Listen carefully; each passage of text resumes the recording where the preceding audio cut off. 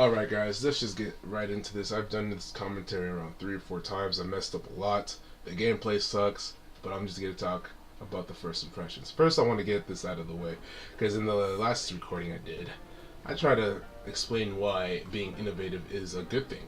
And a lot of people don't like how you can aim down the sights in Halo. It's not that big of a deal, dude. It's the smart scope. You've had this scope forever. It just looks different.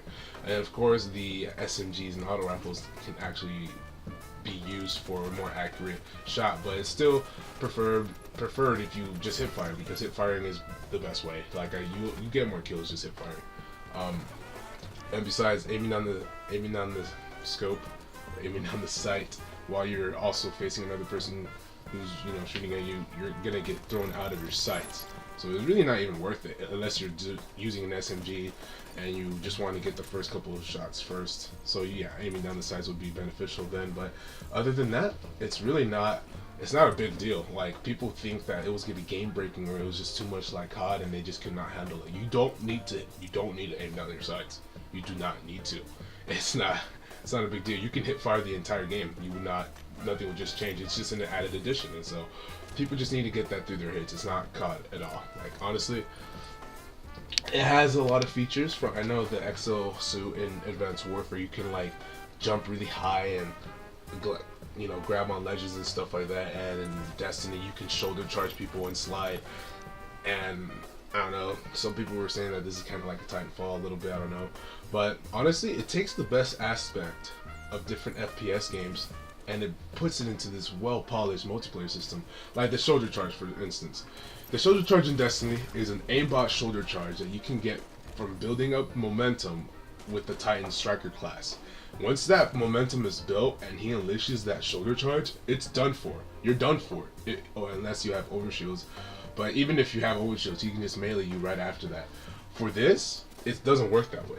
If I shoulder charge you, I'm going to be left wide open if that shoulder charge did not take you out. I'm going to be left wide open. There's like a cooldown rate where your weapon needs to get back up and you need to get out of third person or something like that.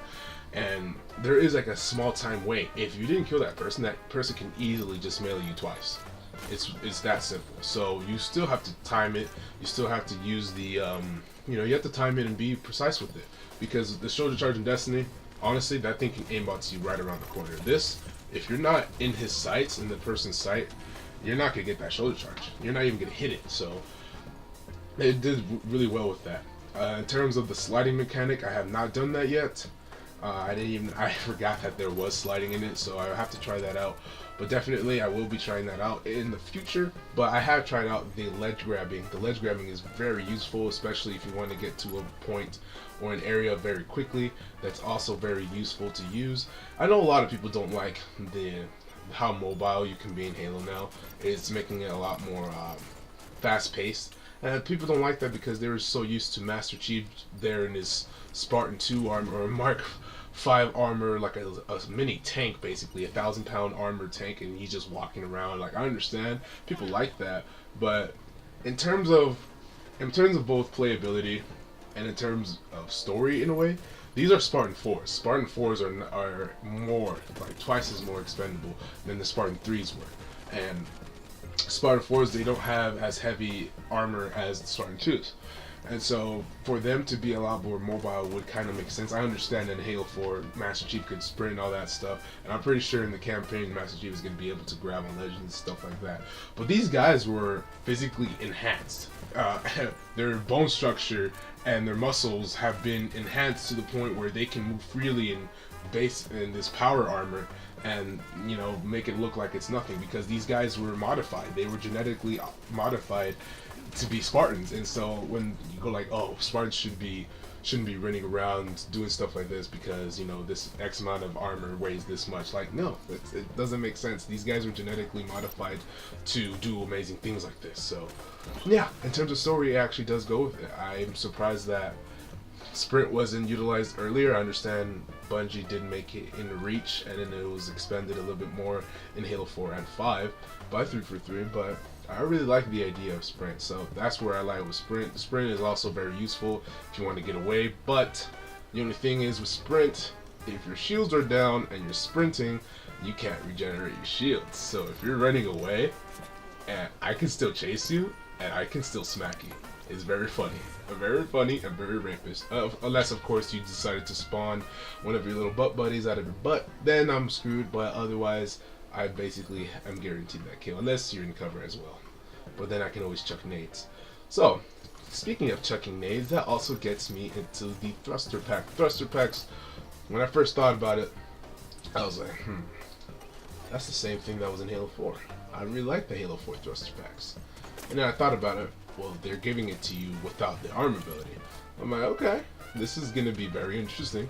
So I decided to try out thruster packs a couple times, and honestly, it's not how I feel it was going to be. It feels like it's a lifesaver. It's definitely your life alert.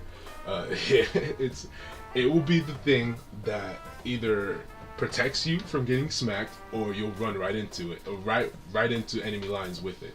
And what I mean by that is, someone could chuck in a grenade, you might freak out and just spam the thruster pack button and land right into that grenade, or the second grenade, because everyone, there's two grenades. He can toss one grenade, toss the other grenade in two different directions. If you thruster pack away from one of the grenades, you'll run right into the other one. This is what I mean by that. But usually thruster pack works very well. There is like a cooldown limit for thruster pack, so you can't just keep spamming it. But there's been situations where I should have died and I didn't, because that thruster pack saved me. And I really like the idea of a thruster pack. A lot of people think it's OP. People think that they should be nerfed. No, don't nerf it. I really like it, because one of the problems I would have a lot when I would play Halo is after you're done taking a life, that person will spam that grenade button to the point where it will magnetize to your feet, and it'll be all over. You would get smacked by nothing. And there is a kill cam. It has happened to me again in this game. Like, they will throw that last ditch effort grenade at your feet. It would be so perfectly aimed as well, and you would just be like, what happened? Like, I had full health, I had full shields, like, what's going on? Like, it's crazy. But the thruster pack really prevent from that situation happening many times, and I really do enjoy it. I really do like it, and I really am enjoying this game. There's nothing else to be said. I really think that this multiplayer and how polished it is and everything like that is definitely the best multiplayer experience for me of the year. I haven't played Advanced Warfare, but what people are saying about it is that it's all right. It's pretty good. It's better than Ghost, and I've yet to try that. But for me personally, I really do think that this is the definitive version of multiplayer. I just have the urge to keep playing it, and every time I finish a match I go like, okay, just one more.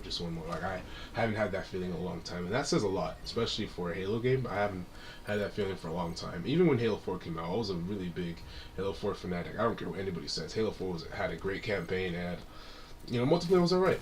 It was good, but the thing is, I kind of had to force myself to play it, and that's one of the downfalls it had. I haven't had that vigor to really play another game. Like, I was like, oh, I can play another game. Like, it was kind of not really forcing myself, but at the same time I was like, I can do without another game. But for this, I just want to keep playing another game. And so that's just my first impressions, guys. Hopefully you guys get a chance to pick this up. If you don't have an Xbox One, you can just keep tuning into my channel. I'll just keep posting more gameplay of Halo 5 if you guys want.